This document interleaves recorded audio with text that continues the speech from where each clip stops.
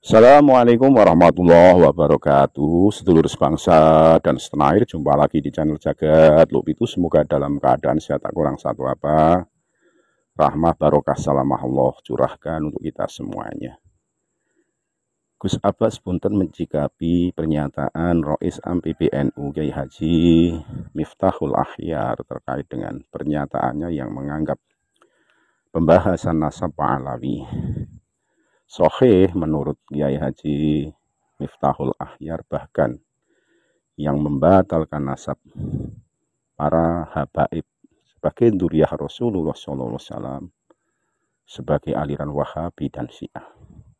Ini mencederai karena seperti Kiai Haji Matuddin Utsman Al-Bantani, Gus Abbas punten adalah merupakan Nahdlatul Ulama Tulen. Bahkan beliau adalah merupakan cucu Mbah Abbas punten sebagai pahlawan nasional melawan penjajahan kala itu di Perang Akbar 10 November di Surabaya. Ini pernyataan disampaikan kala Gus Abbas di daerah Cilacap. Pernyataan inilah yang notabene meluruskan apa yang menjadi pernyataan Kiai Haji Miftahul Akhyar. Biar bagaimanapun kalau pernyataan walaupun itu sesepuh PBNU tetap dikritisi secara arif dan bijaksana. Lebih jelasnya mari kita simak pernyataan Gus Abbas lewat video berikut ini. Sekali lagi mohon maaf yang dari agama Nusantara Amerika. Assalamualaikum warahmatullahi wabarakatuh. Kalau sampean bertanya apakah di tubuh pengurus PBNU dan pengurus NU secara struktural sudah terjadi krisis identifikasi masalah yang terjadi di kalangan umatnya. Dalam hal ini ada benarnya apa yang diucapkan oleh panjenengan. Dengan analisa panjenengan semacam itu adalah analisa sebagai nahdliyin tentunya, dalam menganalisa beberapa karakter daripada pengurus NU struktural, baik dari mulai tingkat kecamatan, ranting, kabupaten, bahkan PBNU sendiri. Kemarin saya dengar itu di satu daerah, saya tidak mau menyebutkan namanya, ada beberapa pengurus NU yang mencoba untuk sedikit mengintervensi sampai istilah orang yang melaporkan adalah mengintimidasi orang-orang yang akan masuk ke PWI dan Laskar Sabilillah, dan itu dilakukan oleh pengurus NU tapi tingkat cabang kabupaten. Artinya di sini bukan sekedar krisis identifikasi daripada pengurus NU terhadap masalah yang berkaitan dengan nahdliyin, tetapi juga sudah merupakan krisis mentalitas daripada pengurus-pengurus NU yang ada zaman sekarang. Kenapa semacam itu?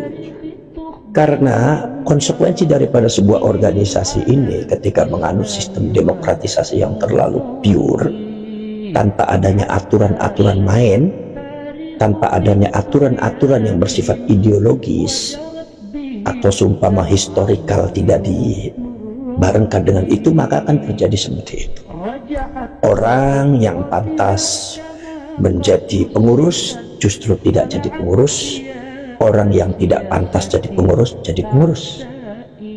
Kiai yang betul-betul atau orang yang betul-betul mendalami ke-NU-an tapi tidak jadi pengurus NU, tapi orang-orang yang sangat tidak tahu tentang masalah ke-NU-an tapi justru jadi pengurus NU.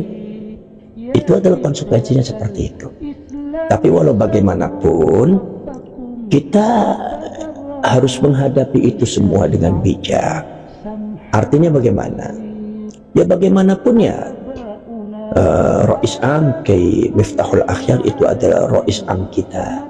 Tentunya kita sebagai nahdliyin juga ketika beliau salah juga kita harus mengingatkan beliau. Mengingatkan beliau supaya dalam rangka apa? Dalam rangka supaya muru'ah dan keutuhan daripada Nahdlatul Ulama itu tidak ambruk di tengah jalan. Jangan sampai ada yang gembosi dari dalam. Jangan sampai ada apa-apa di perjalanan di Nahdlatul Ulama. Itu kita harus memberikan masukan-masukan yang konstruktif, yang positif kepada beliau. Dan saya harapkan kepada pengurus PBNU ini dan pengurus NU yang lainnya juga jangan menutup diri untuk menerima masukan dari luar. Karena semua manusia itu patut untuk diingatkan. Kata Allah Subhanahu wa taala, "Fadzakir fa innama anta mudzakir." Ya Muhammad, berilah kamu peringatan kepada orang. Karena manusia ini butuh pengingat dari orang, butuh nasihat, butuh arahan, butuh masukan dari orang. Kalau seumpama ada orang memiliki satu faham, asumsi bahwa pendapat dia adalah paling benar, yang lain itu adalah salah, ini adalah merupakan egoisme pribadi yang sebetulnya karakter ini jangan sampai melekat, jangan sampai dimiliki oleh seorang pengurus, apalagi itu pengurus PBNU atau pengurus NU sekalipun. Karena ini sangat fatal terjadinya dalam NU secara organisatoris. Kemudian masalah yang berkaitan dengan Miftahul Akhyar, masalah yang berkaitan dengan komentarnya beliau, contohnya semacam yang saya dengar ya, bahwasanya orang yang mengkaji nasabnya habaib itu adalah orang Wahabi dan orang Khawarij. Ini menurut saya adalah kesalahan yang sangat fatal sekali. Kesalahan yang sangat fatal yang ditimbulkan dari cara berpikir yang salah, yang muncul dari ideologi pemikiran yang salah, yang muncul dari, menurut saya, berhubungan dengan mentalitas juga yang salah. Kenapa saya bisa bicara seperti itu? Karena di dalam jejak digitalnya beliau itu pernah juga salah menilai. Di antaranya apa? Di antaranya beliau di dalam berita yang saya lihat bahwasanya beliau mengatakan bahwasanya pemerintah ini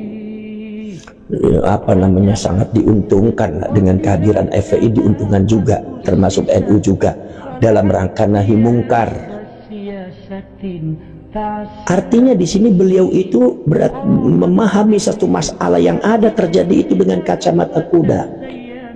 Artinya dia tidak mau menoleh ke kanan dan ke kiri, menutup diri dari adanya satu celah paradigma sebelah kanan sebelah kiri, lurus sesuai dengan asumsi yang dia mainkan, sesuai dengan ideologi yang dia miliki. Ini sebetulnya kalau saya fair bicara, ini sebetulnya sangat berbahaya cara semacam itu, dan sangat jauh daripada cara-cara metode-metode kiai-kiai ulama, Nahdlatul Ulama seperti zamannya Gus Dur, Mbah Hasyim Asy'ari, Mbah Hasbullah. Itu sangat jauh daripada karakter dan mentalitas semacam itu. Jadi artinya apa? Beliau itu memahami masalah ketika itu adalah sangat pragmatis sekali, bahwasannya FPI, ya, Front Pembela Islam, ya, yang sudah dibekukan, yang sudah dibubarkan. Kita mengingat kembali, ya, dikatakan bahwasanya diuntungkan dari mana? Karena hanya dengan kacamata saja, bahwa kacamata yang beliau lihat itu adalah dia membubarkan perjudian miras. Kita tidak tahu di belakangnya gimana. Apalagi sudah nyata-nyata bahwa FPI itu di belakangnya itu membawa satu ideologi kebangsaan yang akan merubah ideologi kebangsaan yang sudah didirikan oleh para pendahulu Indonesia. Yaitu adalah kenapa? Yaitu ideologi khilafah Wahabiyah. Saya tidak mengatakan khilafah Islamiyah, terlalu besar Islamnya. Si khilafah Wahabiyah, khilafahnya HTI. Dulu para habaib itu kan selalu di dalam pergolakan politik itu kan bercampurnya dengan HTI. HTI kan Wahabi, Wahabi kan Khawarij. Sekarang saya tanya, kenapa sampian mendukung FPI yang bergabung dengan Khawarij, sementara ada ulama dan KNU yang membahas nasabnya habaib dibilang Khawarij, dibilang Wahabi? Itu sebetulnya menurut saya itu satu pemikiran yang absurd dan sangat fatal sekali. Sebetulnya orang-orang yang memiliki intelektualitas yang sederhana pun tidak akan memiliki kesimpulan semacam itu. Jadi artinya apa? Artinya itu satu kesalahan yang sangat fatal, bahwa kesimpulan beliau itu kok bisa salah. Sementara beliau juga banyak mengkritik Kang Said Agil ketika itu. Bahkan dalam komentarnya sangat keras supaya Kang Said dianggap harus berhati-hati dalam masalah komentarnya. Karena Kang Said Agil itu satu-satunya orang yang PBNU yang sangat kritis terhadap FPI dan HTI. Kenapa kalau Kang Said yang kritis? Dianggapnya apakah seorang Buya Said ini adalah membahayakan bagi pemikirannya Ki Miftahul Akhyar ketika itu, tapi FPI tidak membahayakan. Artinya kan itu kan merupakan satu paradigma yang lucu sekali, satu ideologi pemikiran ini yang berasal daripada satu kesalahan dan kepincangan berpikir. Karena dengan kacamata umum, apa yang dia fahami itu yang dia benarkan, orang lain punya pemahaman beda itu yang disalahkan. Padahal yang namanya FPI itu ya, dia sudah kentara. Apalagi saya melihat dan mendengarkan, nggak tahu benar apa tidak, tapi kalau bangsa Indonesia harus hati-hati, harus. Katanya ada satu yang diusung oleh golongan habaib itu adalah negara Tarim Indonesia. Itu betul apa tidak saya tidak tahu lah.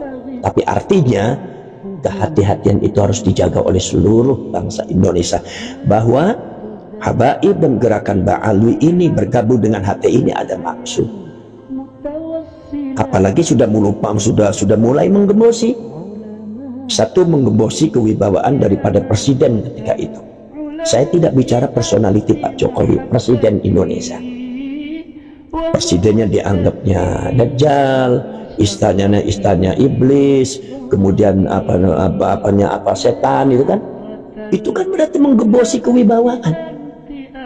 Nomor selanjutnya, kalau seumpama Ki Miftahul Akhyar itu cermat berpikir, bagaimana ulama-ulama itu digembosi? Dan yang digembosi adalah ulama NU. Berapa habaib yang menyebut Kang Said Agil bukan Kiai Said tapi si Said. Gus Yakut dengan si Yakut.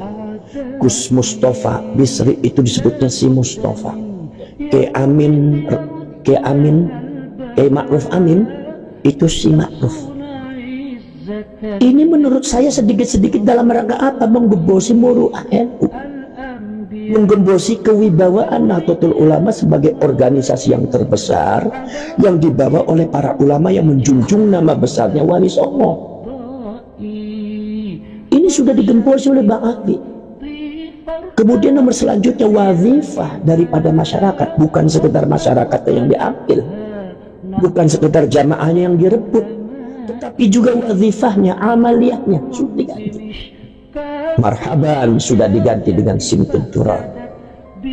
Walaupun saya tidak pernah mempermasalahkan mau simtuduron mau marhaban, yang penting sholawat.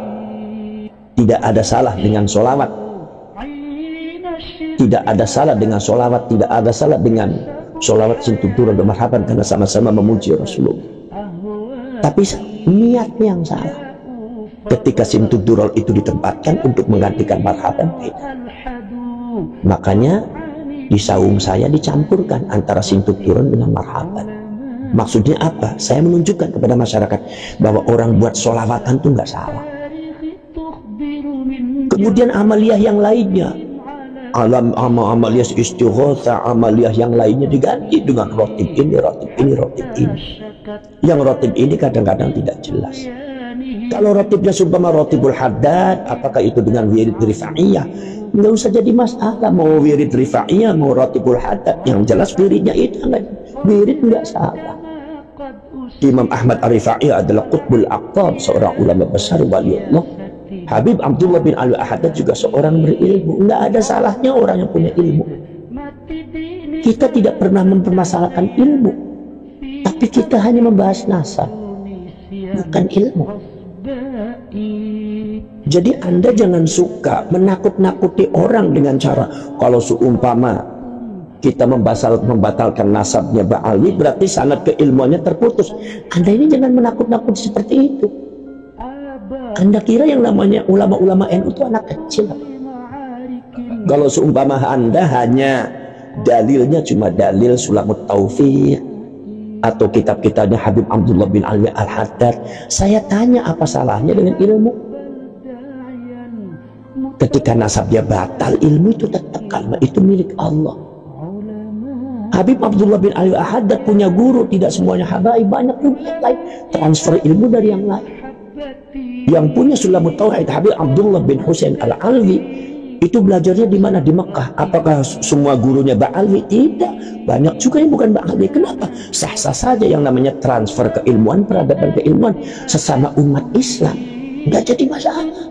Yang ini bukan masalah ilmu, bukan masalah peradaban. Masalah apa? Ini masalah nasab daripada satu klan kaum yang mengaku dirinya cucunya Rasulullah padahal nasabnya tidak jelas. Kebetulan itu nempelnya ada di Ba'alwi. Dan sebetulnya yang dibatalkan oleh para ulama bukan Ba'alwi saja, banyak.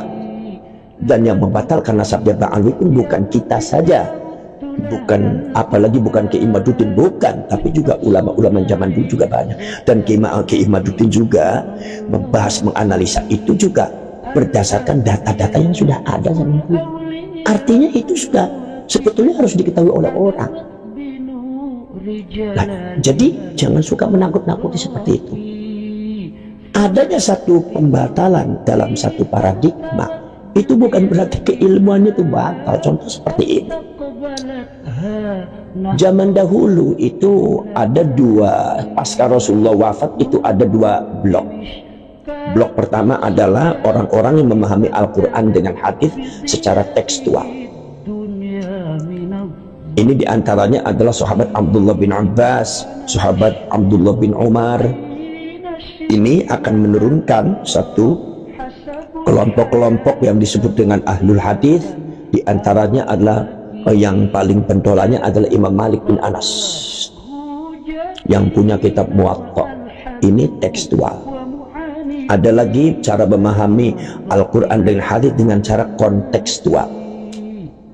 Di antaranya siapa? Di antaranya sahabat Abdullah bin Mas'ud, sahabat Umar bin Khattab, Sayyidina Ali bin Abi Thalib radhiyallahu ta'ala anhum.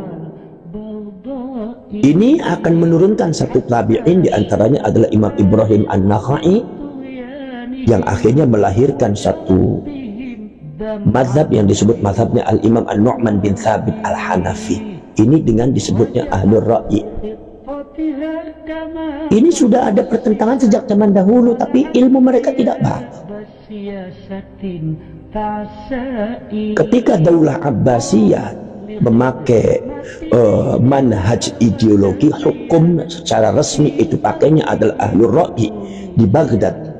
Dari Hijaz juga protes, dari Imam Malik juga protes, mazhab Maliki juga protes. Tetapi itu semua tidak membatalkan keilmuan, biasa protes macam itu. Jadi tidak dijadiin masalah. Kemudian para ulama selanjutnya kayak Imam Ibnu Ma'in, kemudian kayak para ulama termasuk Imam Ibnu Sirin, termasuk juga Imam Bukhari dan Imam Syafi'i sendiri banyak menganulir beberapa riwayat yang diriwayatkan oleh Imam Ibrahim An-Nakhai. Ini ulama-ulama setelahnya itu menganulir riwayatnya, karena riwayatnya Imam Ibrahim An-Nakhai ini belum sepenuhnya dianggap sahih semua. Karena apa? Karena pada waktu zamannya Imam Ibrahim An-Nakhai baru mengumpulkan hadis secara random, dikumpulkannya, pokoknya masuk aja. Verifikasi tentang adanya hadis itu mana yang sahih, mana hasan, mana dhaif, itu jatuh kepada generasi selanjutnya. Sekarang ketika seumpama Imam Bukhari atau seumpama Imam Ibnu Ma'in menyatakan bahwasanya hadis yang diriwayatkan oleh Imam Ibrahim An-Nakhai, seorang tabi'in, itu dianggap hadis itu ternyata tidak sahih, apakah itu berarti Imam Bukhari itu mencela Imam Ibrahim An-Nakhai? Tidak, ini konteksnya keilmuan. Apakah berarti ilmunya Imam Ibrahim An-Nakhai berarti batal? Imam Bukhari batal nasab keilmuan ke Imam Ibrahim An-Nakhai? Tidak. Tetap nyambung hadis-hadisnya Imam Bukhari Ibrahim An-Nakhai, ada yang sahih, ada yang tidak. Ketika mengkritik hadis atau hadis-hadisnya Imam Ibrahim An-Nakhai bukan berarti melecehkan Imam Ibrahim An-Nakhai, karena yang namanya ilmu itu adalah hak Allah, bukan hak manusia.